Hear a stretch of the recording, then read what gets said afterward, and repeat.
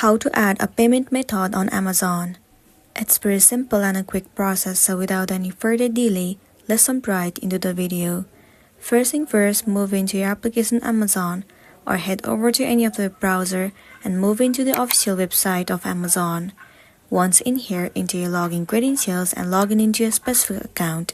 Once you have been logged in, click on your profile at the top right corner of the screen. Scroll all the way down and then you have to click on See All Options right over here. Different options will be available to you.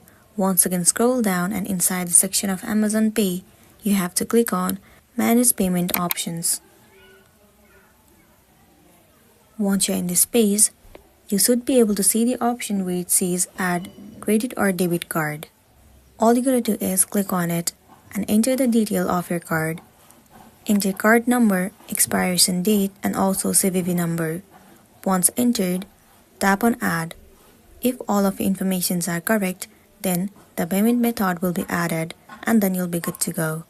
So that's the end of the video. If this video helped you, give it a like and check out our next tutorial. Thank you.